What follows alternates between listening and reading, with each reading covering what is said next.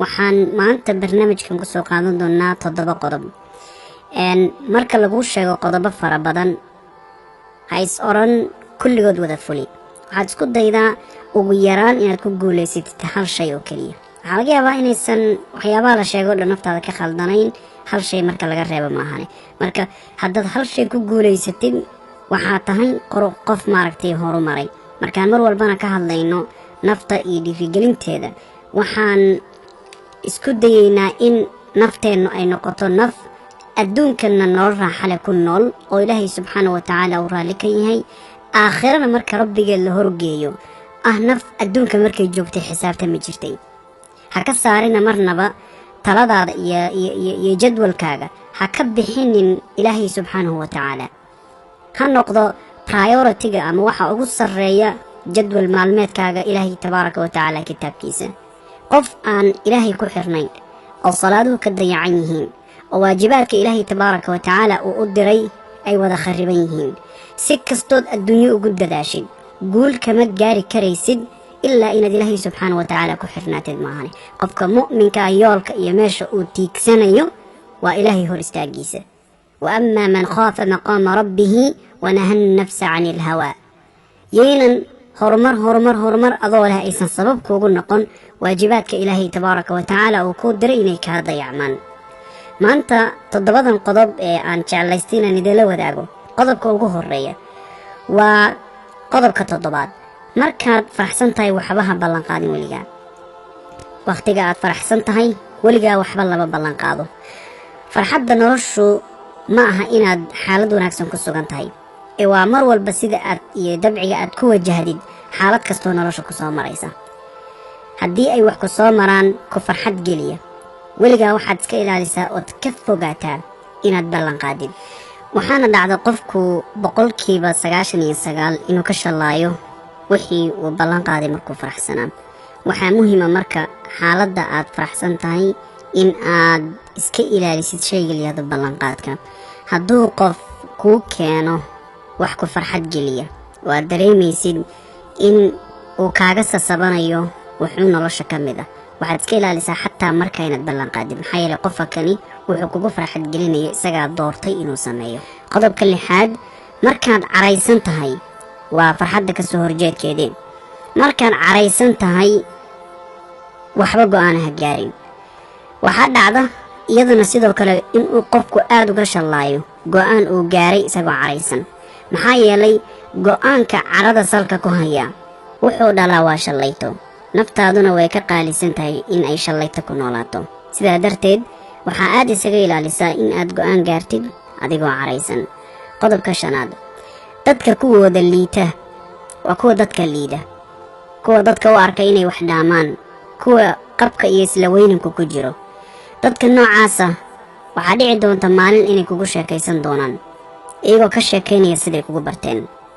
hadalkan waxaan ka wadaa, waxaa jira dad fara badan oo aragtay oo ka sheekaynayo leh wasiir hebel iskuul baan dhigan jirnay, wasiir hebel xaafad baanu wada deganayn, madaxweynaha meel baanu waa ka wada cashayn jirnay, daris baanu ahaan jirnay iyo wax la mid ah.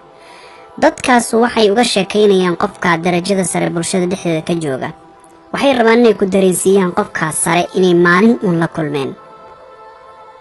shalay qiimaha intaa laguma haynin markuu dariska la ahaa, laakiin maanta magaca iyo maamuuska qofka kani uu bulshada ka dhex leeyahay ayaa keenaysa in uu isku daba lifaaquu rabaa marka oo kuu muujiyo dadkaa sarsaran xiriir la lahaan jiray. marka waxaad noqotaa dadka aamusan, kuwa liitana noloshooda ka fogeeya, waxaana dhici doonta maalin inay saa kaaga sheekayn doonaan. qodobka 4, dadka beenta sheega, dadka dareenkaaga khiyaana ee been wuxuu kaaga sheegay weyn oo noloshaada ka mid ah. dadka noocaasina waa kuwa liitay naftaada ka fogey, maxaa yeelay waa un laba mid. waa midda koobaad marna ma aamini doonto qofka, waana midda labaad ee shaki uun baad qofka hadalkiisa mar walba kaaga jira, maxaa yeelay dareenkaagu khiyaanay. qofku khiyaanay oo been kuu sheegay noloshaadu way ka qaalisan tahay. waqtigaagu waa ka qaalisan yahay inaad been ka dhageysatid qof oo maanta dhan waliba uu kugu dhaarto kugu celceliyo. dadka noocaasa naftaada ka fogey. haddaad doonaysid inaad ku noolaatid nolol tayo leh oo farxad leh ood ku qanacsan tahay oo kalsooni ka buuxdo. qodobkeena saddexaadna wuxuu yahay soo noolaynta wixii ku dhaafay. wixii ku dhaafay waxba ku tari maysa soo celintoodu. hadday wax farxad leh ahaayeen waa shay la gartay, laakiin haddii waxaasu in yarna qalbigaaga wuxu dhimeen, ma mudna naftaadu way ka qaalisan tahay inaad ku dullamisid waqtigaaga. haddii qof uu maalin ku xumeeyey ama qodobkii ugu dambeeyey muxuu ahaa dadka beenta kuu sheega, hadduu qof maalin been kuu sheegay, ma mudna qofkaasu in uu noloshaadana ku jiro adna aad maalin walba soo celcelisid. laba dhibaatayna leedahay. adna ma qancaysid, qofkaasuna mar walba dhib buu kugu qabayaa. xataa hadduu damco inuu maalin walba run kuu sheegana isaga laftigiisu dhib buu kugu qabaa. taas waxay ku baraysaa adiga laftigaaguna beenta iska ilaali. qofka wanaagsanna waxaa lagu yaqaana calaamadihiisa waxaa ka mid a runta. run ku noolow. wixii ku soo dhaafay marka haddii ay beentaasu ka mid ahayd iyo waxyaabo kaloo fara badan dakharada ku soo gaaray, waxaad ogaataa laguma dhayo nabar, garaacid laguma dhayo, ee daawo iyo daryeel, nadiifin, nasasho, waxyaabahaasaa lagu dhayaa. waxaad naftaada marka kaga dawaysaa wixii ku soo dhaafay oo mar walba aad soo celcelinaysid inaad ka fogaatid waxaa sababta kuugu noqonaya soo celcelintooda. hadday qof tahay, hadday meelaad degan tahay iyo haddii jawi kalood ku jirtidoo nolosha ka mida uu yahayba. qodobka labaad, marna ha ka cabsanin isbeddelka. isbeddelku waa waxa in fara badan dadka cabsida ku haya maanta, noocay doontaba ha noqoto, dhan kastoo noloshaad ka wajahdidba.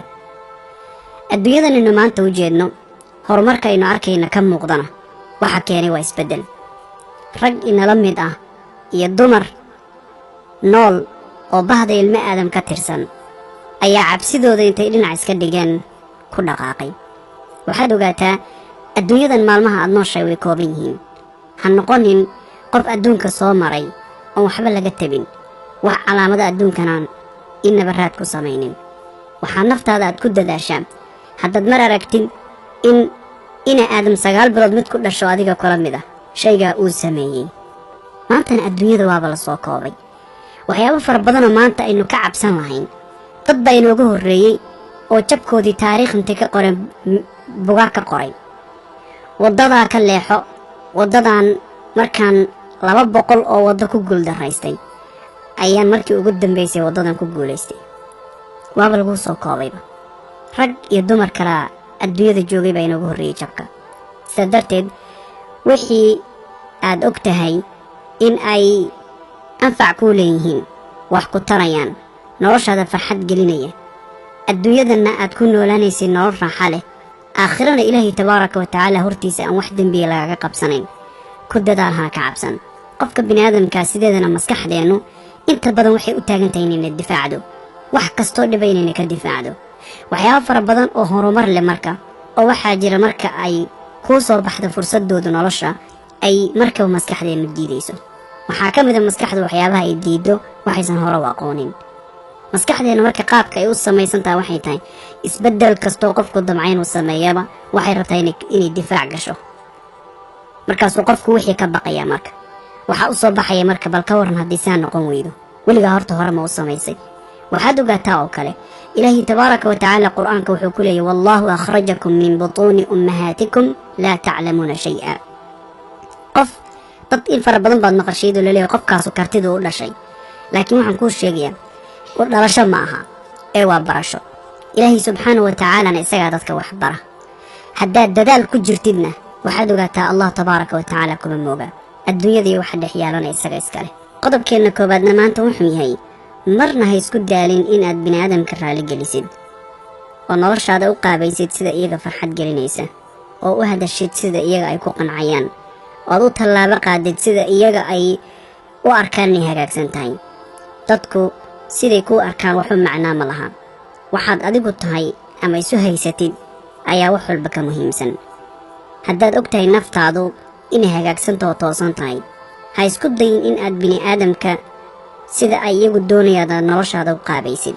waxaad ku dadaashaa waxa adiga ku farxad gelinaya oo caawa markaad joodariga tagtid aad dareemaysid farxad fara badan. waxaad ku dadaashaa adigu waxa aad tahay, taasaa muhiim ah.